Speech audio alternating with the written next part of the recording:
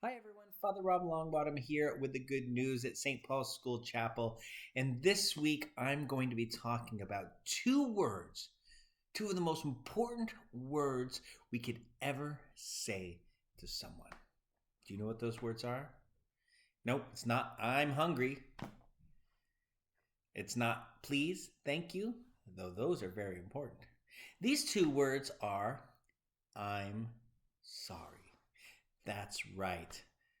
I'm sorry. Now, have you ever been asked to say I'm sorry to maybe your brother or sister or somebody that you may have accidentally or on purpose did something mean to? Your mom says, now tell your brother or your sister you're sorry, and this is what you do. You go, I'm sorry. And your mom or dad says, that doesn't look like you're very sorry. And you're like, ah, I said I'm sorry. What more do you want? And your mom or dad will look at you and say, well, we want you to actually be sorry. And that's when you say, you have to figure out whether or not you are.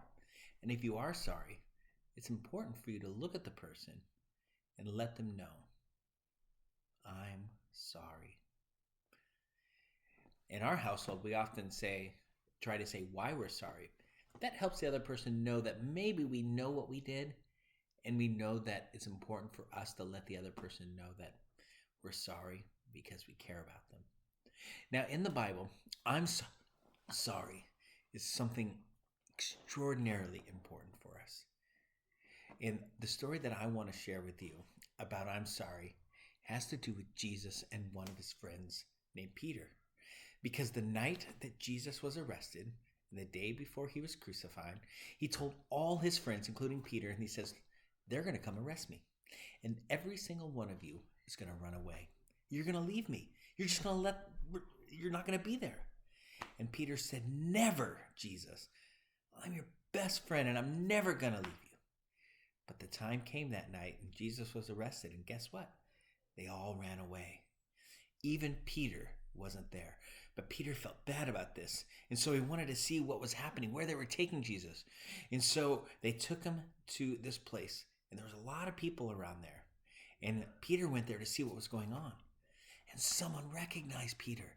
And they said, hey, you're one of those people that are Jesus' friends. You're with him. And Peter says, no, I'm not. I don't know what you're talking about. Yeah, it's you, a second one said. And Peter said, no, I swear I don't know what you're talking about. And finally, a third person says, no, we know it's you. We know you're the one with Jesus. And then Peter said, stop it.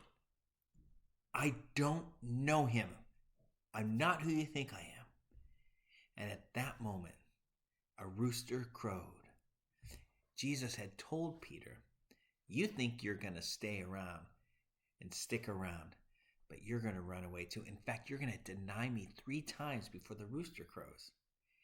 And Peter didn't believe it, but then it happened. And Peter felt awful. He realized that he had betrayed Jesus, that he realized that what he had done was to really hurt Jesus' heart. And he left that place feeling dejected, feeling worthless, like he couldn't even be Jesus' friend anymore. Well, after Jesus was crucified and he rose again, Peter had heard that he had risen again. In fact, he had run to the tomb to see if he could find him, but he didn't see him. The next day, Peter was with his friends fishing again, because that's what Peter was. He was a fisherman. When Jesus came on the shore and he said to Peter and his friends, why don't you throw your nets on the other side of the boat? You'll catch some fish over there. And they did it, and they caught fish. And they came back to shore, and they thanked the man, and they realized, it's Jesus, and he's here. And so they sat down and had breakfast together. And while they were having breakfast, Jesus looked at Peter, and he said, Peter, do you love me? And Peter said, Jesus, you know I do.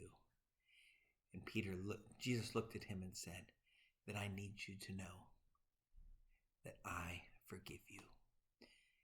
Peter broke down crying because all he wanted Jesus to know was how sorry he was that he had left him behind.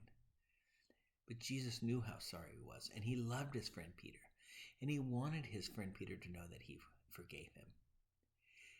So Jesus made sure he knew it. So, my friends, I'm sorry is one of the most important things we can ever say, because really, forgiveness, it's something that really brings us back together with a friend of ours, someone that we really care about, that maybe we got in a fight or maybe we hurt them on purpose or accidentally, but they need to know that we love them and we care for them.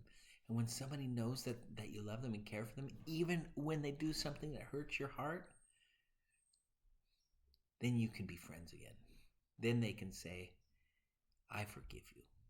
So if there's somebody that you need to say I'm sorry to, if there's somebody whose heart you hurt, I hope that you can say I'm sorry. But not like this, I'm sorry. But say it like this, I'm sorry. And if somebody tells you they're sorry, maybe you can have enough courage and strength to let them know, I forgive you. If you want to read a little bit more about that story, the story of Jesus forgiving Peter, go to John chapter 21 and 22, and you'll read all about it. But for now, I hope that you understand how much you've been forgiven. So please know that when we say I'm sorry, what it does in someone's life and helps them to know how much we care about them and love them. All right, guys, it's great to see you in chapel today. And now let's go to the joke of the week. Bye, guys. Hi, guys. Are you guys ready for a little joke? Why couldn't the pony sing a lullaby? She was a little hoarse.